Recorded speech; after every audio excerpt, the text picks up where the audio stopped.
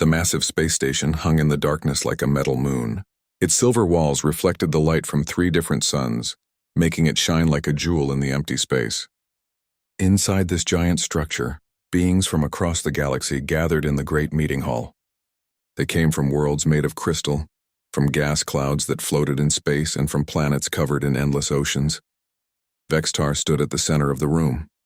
His body was tall and thin, covered in dark scales that moved like liquid metal.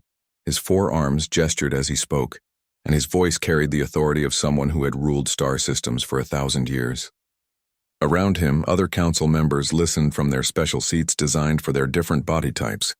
"The humans have gone too far this time," Vextar said, his voice echoing through the chamber. "We have proof that they are building weapons we told them never to build. They are playing with forces that could destroy entire worlds." The proof floated in the air above the council table. Holographic images showed human scientists working in secret labs. The pictures were clear. Humans were building machines that could bend space and time itself. This was technology the council had banned 300 years ago, after it nearly destroyed a whole solar system. Morden, the supreme leader, spoke without moving his crystal body. His voice came from deep inside his transparent form, sounding like wind through mountain caves. "The humans always push against our rules. They never learned to follow the proper way of doing things." Far away from the council meeting on a small blue planet called Earth, Juan wiped sweat from his face as he worked. The underground laboratory was hot and filled with the sound of humming machines. He had been working for 18 hours straight, but he could not stop now. "Everything had to be perfect. How much time do we have left?" Nari asked as she walked into the room. She carried a tablet that showed numbers and charts only she could understand. Her white lab coat was stained with chemicals from her work with human genetics, trying to make sure people could survive the journey ahead. 6 hours, Juan replied, not looking up from his work. His hands moved quickly over the control panel, adjusting numbers that would decide the fate of all humanity. "The quantum displacement field is almost ready. We just need to sync it with all the other stations." Tay entered the room carrying a cup of coffee that had gone cold hours ago. His military uniform was wrinkled and his eyes were red from lack of sleep. He had spent the last week making sure every human settlement in the galaxy knew exactly what to do when the time came. "The outer colonies are ready," Tay reported. "Mars finished their preparations an hour ago. The mining stations near Jupiter are standing by. Even the research teams in the far systems have confirmed they are ready to go." Nari looked at her tablet again. The screen showed a map of human settlements spread across dozens of star systems. Each dot on the map represented thousands of people who would soon leave everything they had ever known. "What about the families? Are they ready for this?" "They understand what is happening," Tay said quietly. "They know the council wants to control us, to make us follow their rules exactly. They know that if we stay, we will never be free to think and create the way humans need to think and create." Meanwhile, back on the council station, other members were sharing their own evidence against humanity. Zephyrin, whose body looked like flowing water held together by a force field, spoke about human trade violations. The humans, he said, were selling technology to species the council had decided should not have it. "They give advanced medicines to primitive worlds," Zephyrin said. "They teach farming techniques that we have not approved. They help species solve problems in ways that go against our established methods." But even as the council talked, something strange was happening across the galaxy. On human worlds, the normal daily radio messages had stopped. The busy spaceports that usually buzzed with human ships were becoming quiet. The research stations that normally sent data to the council every day had gone silent. At first, nobody noticed. Humans were always doing odd things, and short communication breaks were normal. But as the hours passed, the silence grew deeper and more complete. On Earth, Juan stepped back from his control panel. The machine in front of him was the size of a small building, covered in cables and blinking lights. It hummed with power that could move entire cities to places that existed outside normal space and time. "Final system check," he called out to his team. Around him, dozens of scientists and engineers ran last-minute tests on equipment that had taken 5 years to build in secret. Nari looked at her genetic scanners one more time. She had to make sure the dimensional jump would not hurt human DNA. The process was dangerous. Moving matter from one dimension to another had never been tried on such a large scale. Biological systems are stable, she announced. The quantum field will protect human tissue during the transfer. Tay spoke into his communication device, sending coded messages to human settlements across the galaxy. Each message was simple. The time has come. On space stations and planets and asteroid mines and research ships, humans began to move toward their displacement devices. Families gathered together, holding hands as they stepped into the glowing fields that would carry them away from the galaxy they had called home. The council continued their meeting, unaware that their subjects were vanishing. They argued about punishments and restrictions, about how to teach humans to behave properly. They made plans for a future that assumed humans would still be there to control. But in the darkness between the stars, entire human cities were fading from normal space, moving to a place where the council could never find them. The exodus was silent and complete, leaving behind only empty buildings and quiet machines. Vextar raised his arms to call for a vote, all in favor of immediate action against the humans. The council members agreed, not knowing they were voting to punish ghosts. The humans were already gone, taking with them all the innovation and creativity that had secretly held the galaxy together for so long. As Earth's cities shimmered and disappeared into another dimension, Juan smiled for the first time in months. The hardest part was over. Now came the waiting and then the return. The council chamber had grown quiet as the debate reached its end. Morden's crystal body reflected the lights from the chamber walls, casting rainbow patterns across the floor. His voice, when it came, carried the weight of absolute authority. "The humans have forced our hand," Morden said. "For too long we have allowed them to bend our rules. They create chaos wherever they go. They refuse to follow the proper ways that have kept peace in this galaxy for thousands of years." Vextar nodded his scaled head in agreement. He had spent months gathering evidence against humanity, and now his moment had come. "I propose we activate the pacification protocol. It is time to show these humans that the Council's authority cannot be challenged." In the back of the chamber, sitting in a seat designed for smaller beings, Kang listened carefully to every word. To anyone watching, he looked like a typical member of the hegemony species, short with gray skin and large black eyes. His uniform marked him as a junior technician, someone barely worth noticing. But beneath his disguised appearance, Kang was completely human. For 3 years, Kang had lived among the council staff. He had learned their languages, copied their mannerisms, and slowly worked his way into positions of trust. Every day he had submitted reports, fixed their computers, and smiled when they made jokes about how primitive humans were. And every day he had been carefully preparing for this moment. Zephyrin, the water-like being from the Trade Federation, raised what might have been a hand. "Supreme Leader, perhaps we should try communication first. The humans may not understand how serious their violations are. They are a young species, and they may simply need guidance." "Guidance?" Vexitar's forearms moved in a gesture of contempt. "We have given them guidance for 50 years. They nod and smile and promise to follow our rules, and then they go back to doing exactly what they want." "No, the time for guidance is over." Morden's voice filled the chamber again. "The pacification protocol will disable all human technology across the galaxy. Their ships, their computers, their weapons, everything will stop working. Then they will have no choice but to surrender and accept our authority." Kang kept his face completely still, but inside he felt a mixture of satisfaction and grim anticipation. The pacification protocol was exactly what humanity had hoped the Council would choose.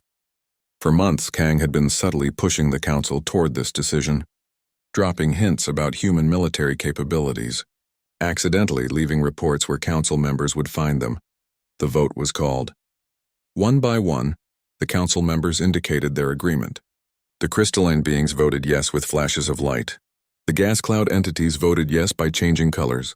The ocean dwellers voted yes by making musical sounds. Only Zephyrin and 2 others voted against the protocol. "The motion passes," Morden announced. "Technician Kang, please prepare the pacification protocol for immediate activation." Kang stood and bowed respectfully. "Yes, Supreme Leader. I will need access to the main control systems." "Granted," Morden replied. "You have full authorization to prepare the protocol." As Kang walked toward the control center, he felt the weight of what was about to happen. Everything hinged on the work he had done over the past 3 years. Every late night spent learning the Council's computer systems. every careful modification he had made to their targeting protocols, every piece of false data he had fed into their databases about human locations and capabilities. The control center was a vast room filled with screens and control panels. Technicians from a dozen different species worked at stations designed for their specific body types. Kang made his way to the central command console, where the pacification protocol controls were located. Initiating pacification protocol, he announced to the room. His fingers moved across the control panel with practiced ease. To the other technicians, it looked like he was simply following standard procedures. They had no idea that every command he entered was slightly different from what it should have been. In a hidden observation post on the edge of the galaxy, Yule watched the council station through powerful sensors. The human monitoring station was disguised as an old asteroid, its metal surface scarred to look like it had been floating in space for millions of years. Inside, advanced human technology tracked every ship, every communication, every energy signature in council space. They're activating the protocol, Yule reported into his communication device. Kang's signal just came through. Everything is proceeding according to plan. Back on the council station, Kang continued his work. The real pacification protocol was designed to send out a focused electromagnetic pulse that would disable human technology while leaving alien systems untouched. But the version Kang was activating was very different. Instead of targeting human technology, it would do something the council could never expect. Protocol ready for activation, Kang announced. All targeting systems are locked onto human settlements. Morden's voice came through the chamber's communication system. Proceed with activation. Kang's hand hovered over the final control. For a moment he thought about all the humans who had already evacuated to the parallel dimension. They were safe now, waiting and watching, but the council still believed they were targeting a helpless human population. The irony was almost too perfect. Activating pacification protocol in 3, 2, 1. Now. Kang pressed the control. Immediately, the station's power system surged as massive amounts of energy were directed toward the galaxy's communication arrays. The pulse that shot out from the station was invisible, but it carried with it the power to change everything. What the council did not know was that Kang had spent months modifying their targeting computers. Instead of finding and disabling human technology, the pulse was programmed to do something entirely different. It would reveal the true scope of what humanity had accomplished, and it would show the council just how completely they had been fooled. Across the galaxy, the pulse spread at faster-than-light speed. It reached human settlements that the council believed were still populated. It searched for the human ships and stations that the council thought were hiding in fear. And everywhere it looked, it found nothing. The first reports began coming in 30 minutes after the pulse was sent. Yuna, a young technician at one of the scanning stations, stared at her screen in confusion. "Sir," she called to her supervisor, "I'm getting strange readings from the human settlements. The pulse should have disabled their technology, but I'm not detecting any technology at all." Her supervisor, a tall being with tentacles instead of arms, moved over to look at her screen. "Run the scan again." Perhaps the pulse was more effective than we expected, but the second scan showed the same results. And the third. The human settlements were not just powerless, they were completely empty. No life signs, no residual energy, no signs that anyone had ever lived there. In the council chamber, Vextar was beginning to receive reports that confused him. "The human colonies are not responding to our demands for surrender," he told Morden. "In fact, they are not responding at all." "Perhaps they are too frightened to reply," Morden suggested. "Give them time to understand their situation." But as more reports came in, it became clear that something was very wrong.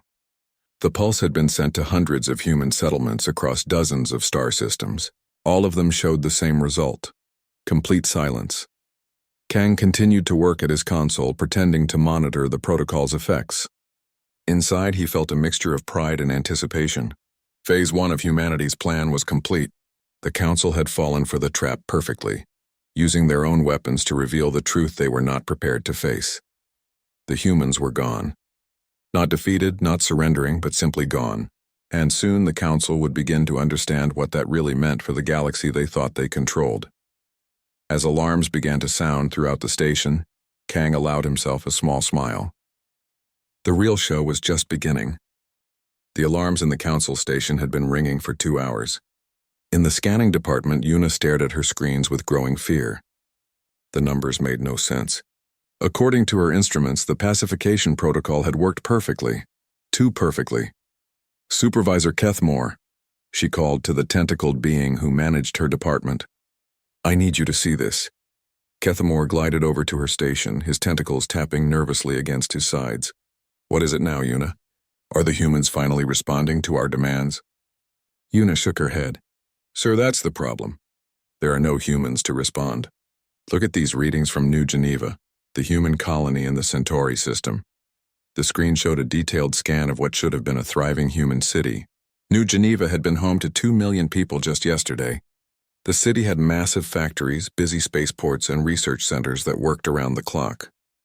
But the scan showed empty buildings, silent machines, and no life signs at all. Run the scan again, Kethmore ordered. The equipment must be malfunctioning. But the second scan showed the same results. And the third, Una pulled up scans from other human settlements, the mining stations around Jupiter, the research colonies in the Outer Rim, the agricultural worlds in the Kepler system. All of them showed the same impossible results. Sir, Una said quietly, it's like the humans just disappeared. In the parallel dimension where humanity now lived, Juan sat in front of a wall of monitors that showed the chaos beginning to unfold in their old galaxy.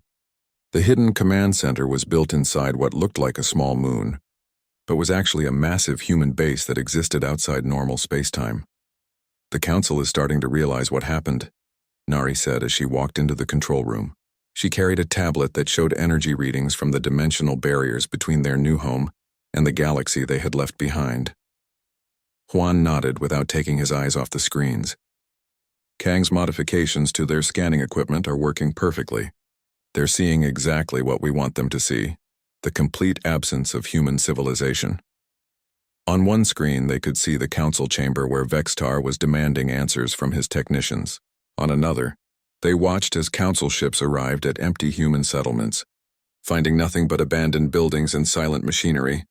Sung, the physicist who had designed the dimensional displacement technology, joined them at the monitors. The council's pulse did something we didn't expect, he reported. It weakened the barriers between dimensions. For the first time since the evacuation, we can observe what's happening in real time. This was valuable information.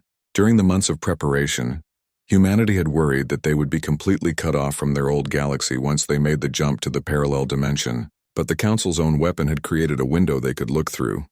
Show me the energy readings, Juan said. Sung activated a new screen that displayed swirling patterns of light and color. The patterns showed the fabric of spacetime itself, and where the barriers between dimensions had grown thin. The weakness will last for several days, maybe weeks. After that, the barriers will strengthen again and observation will become much more difficult. Back in the normal galaxy, the reports reaching the Council were becoming more disturbing by the hour. Vextar stood in the command center, his forearms gesturing wildly as he tried to make sense of what his scouts were telling him. Every human settlement shows signs of recent evacuation, reported Captain Zelnak, whose ship had just returned from investigating the Mars colonies. But there are no signs of struggle, no indication of where they went. Their belongings are still in their homes. Their vehicles are still in their garages. It's as if the people simply vanished into thin air. Morden's crystal form flickered with patterns of confused light. This is impossible. Our intelligence showed that humans had no advanced transportation technology. How could they evacuate entire worlds without us detecting it? Kang, still disguised as a council technician, offered a helpful suggestion. Perhaps we should analyze the quantum residue in the areas where humans lived. If they use some kind of unknown technology, there might be traces left behind. Vexitar seized on this idea. Yes, do that immediately. I want to know exactly what technology the humans used and where they went. The quantum analysis took 6 more hours, and the results left the Council even more confused.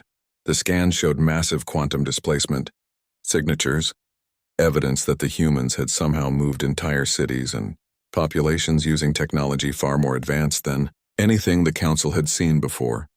The energy signatures are unlike anything in our databases, reported Una, who had been put in charge of the analysis. The displacement technology appears to use quantum tunneling on a scale we thought was impossible. According to these readings, the humans didn't just move to another location in this galaxy, they moved to another dimension entirely. In the council chamber, this news was met with stunned silence. For 1,000 years, the council species had believed they were the most advanced civilizations in the galaxy. They had treated humans like primitive children who needed constant supervision. The idea that humans had developed technology beyond their understanding was almost impossible to accept. How long have they been planning this? Zephyrin asked, his water-like form rippling with concern. How long have they been lying to us about their capabilities? Back in the human command center, Nari was monitoring something else. The economic data flowing between council worlds. Juan, you need to see this, she said, pointing to a series of graphs on her screen. The graphs showed trade patterns, resource distribution, and economic activity across the galaxy. For the past few days since humanity's disappearance, the numbers had been changing in subtle but significant ways. The trade routes that connected the outer systems to the core worlds are starting to break down, Nari explained.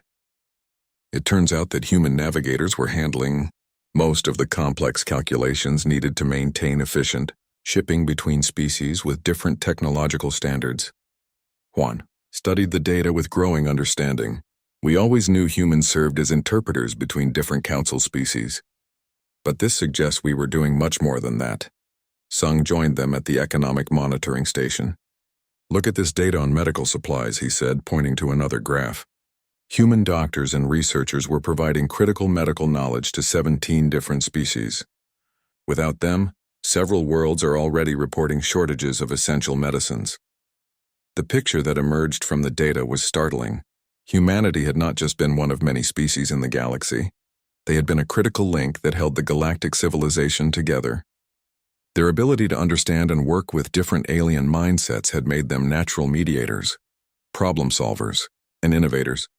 The Council never realized how dependent they were on human creativity and adaptability, Nari said. They thought they were controlling us, but we were actually supporting their entire civilization. On the main screen, they watched as Vextar received more reports from across the galaxy. Ships were getting lost on trade routes that human navigators had maintained. Research projects were stalling without human scientists to provide fresh perspectives. Even the Council's own bureaucracy was slowing down without human administrators to handle the complex interactions between different species.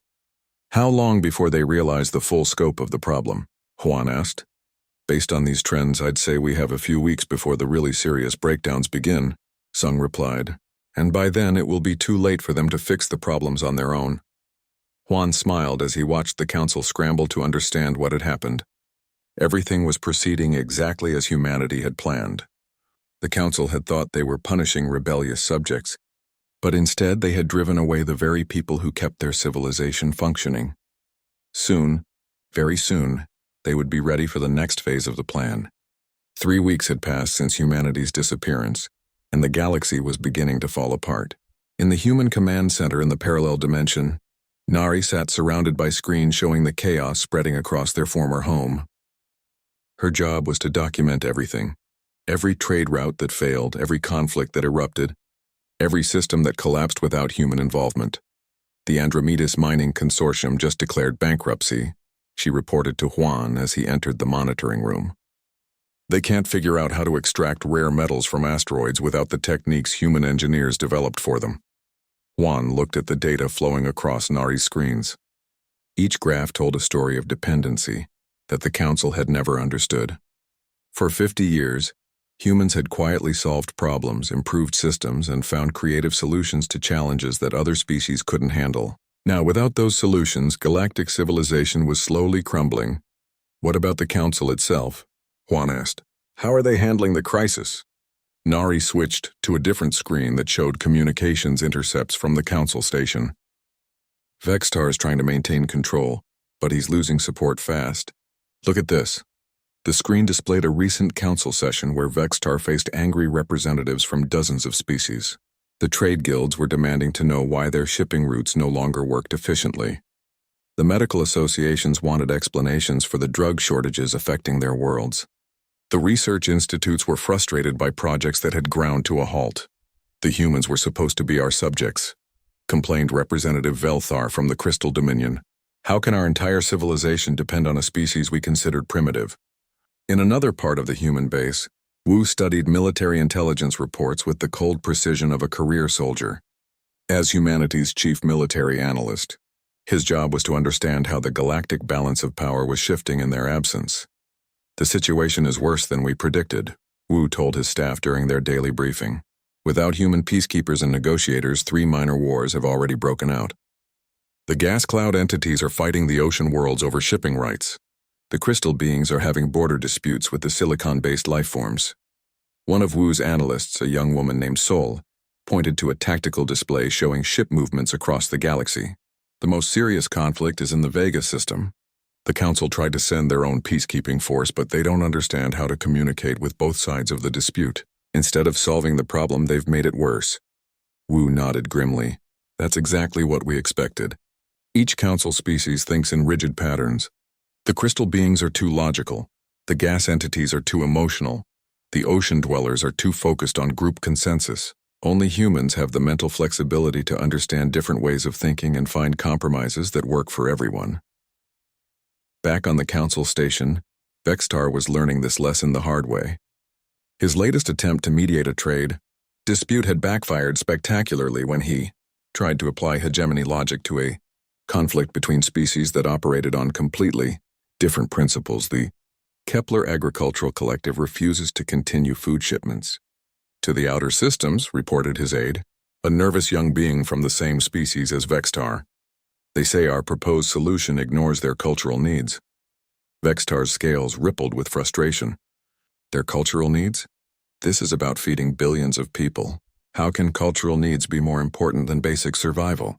His aide couldn't answer that question because it required understanding how other species thought, something the hegemony had never needed to do while humans handled such problems.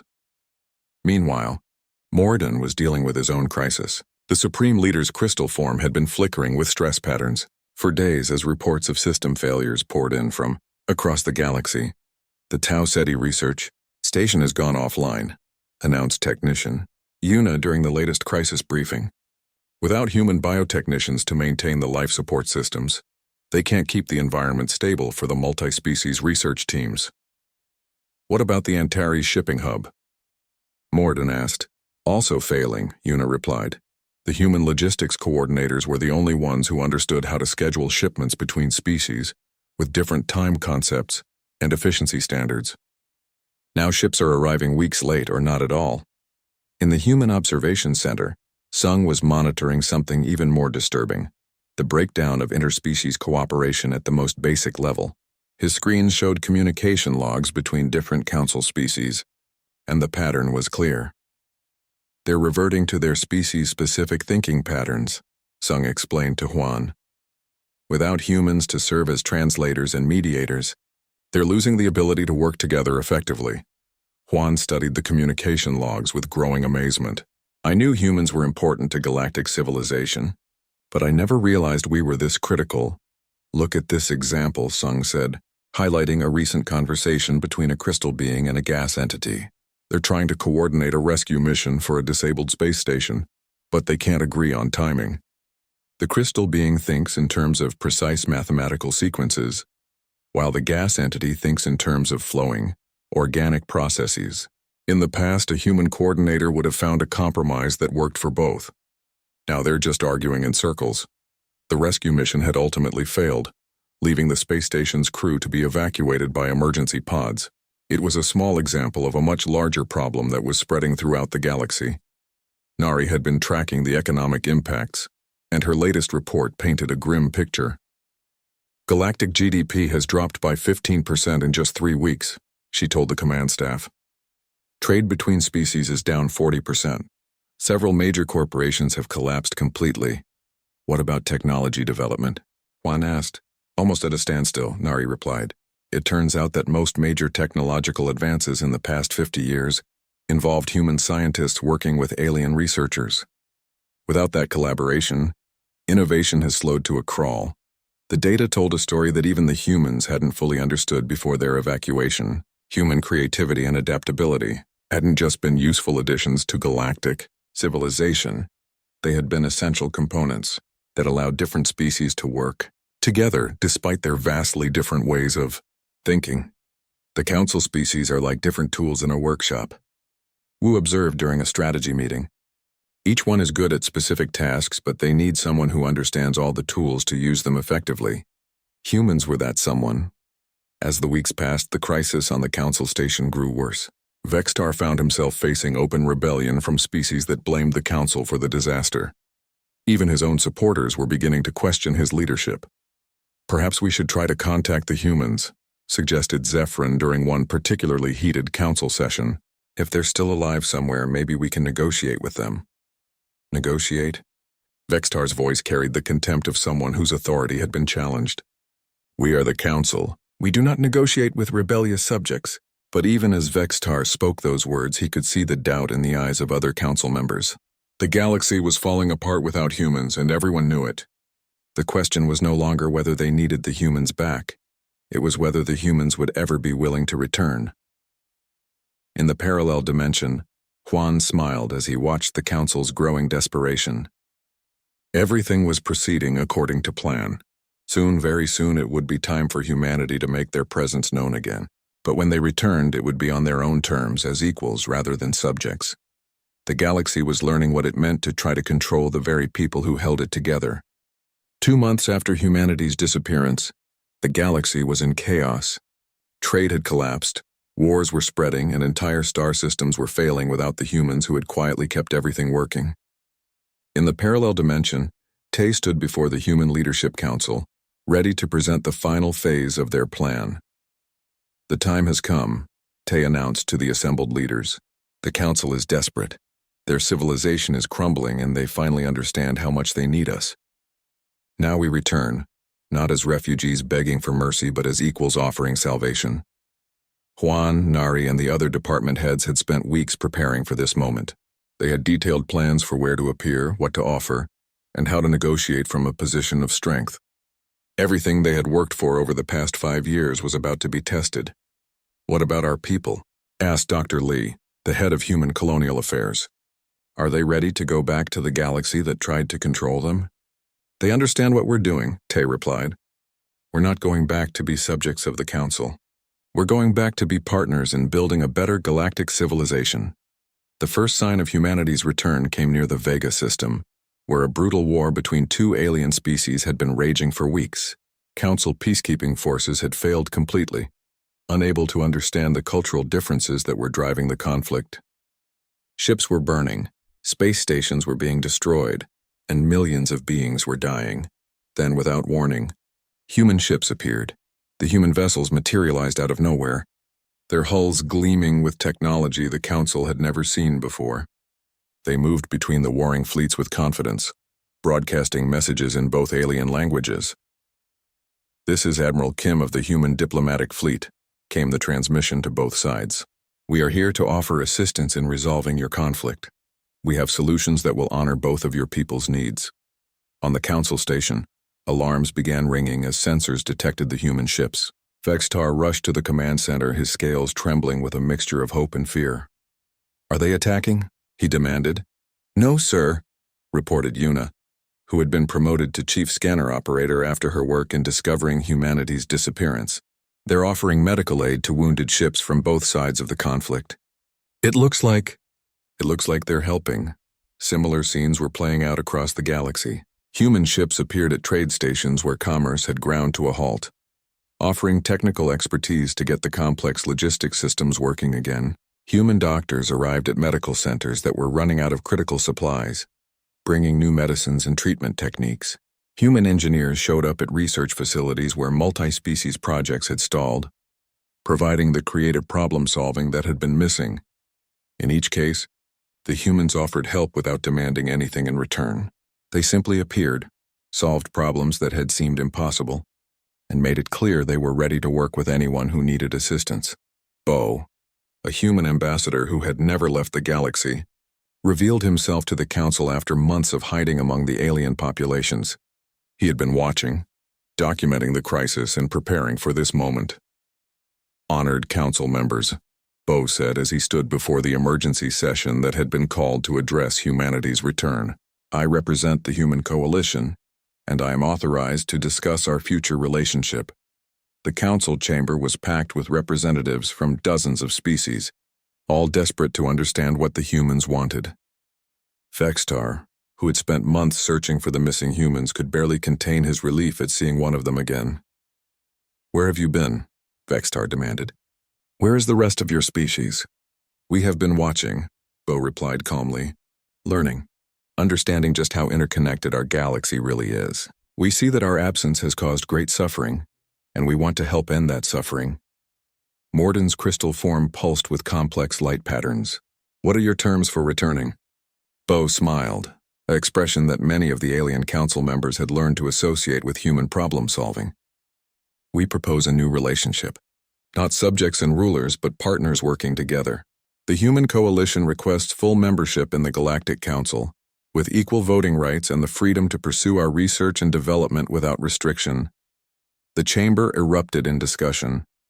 Some council members were outraged at the idea of treating humans as equals. Others were so desperate to restore galactic stability that they would agree to anything. "What guarantee do we have that you won't disappear again?" asked Representative Thelnos from the Silicon Collective. "None," Bo admitted honestly. "But consider this. We have already proven we can survive and thrive without the rest of the galaxy. We're choosing to return because we believe cooperation is better than isolation. That choice depends on being treated with respect." Back in the parallel dimension, Min worked alongside a team of rescued alien refugees who had been stranded when their space station's life support failed. The young human engineer had volunteered to be part of the return mission, and she was demonstrating the new paradigm that humanity wanted to establish. "The key is understanding how each species thinks differently," Min explained to a young alien engineer as they worked to repair environmental systems. "Your people excel at pattern recognition, while my people are good at creative problem-solving. When we combine those strengths, we can accomplish things neither of us could do alone."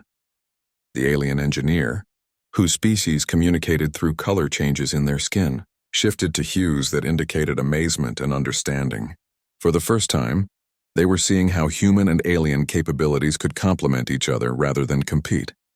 Meanwhile, the crisis in the Vega system was being resolved through exactly the kind of creative diplomacy that only humans seemed capable of. The two warring species had been fighting over mining rights to a rare mineral, but their conflict was really about deeper cultural misunderstandings.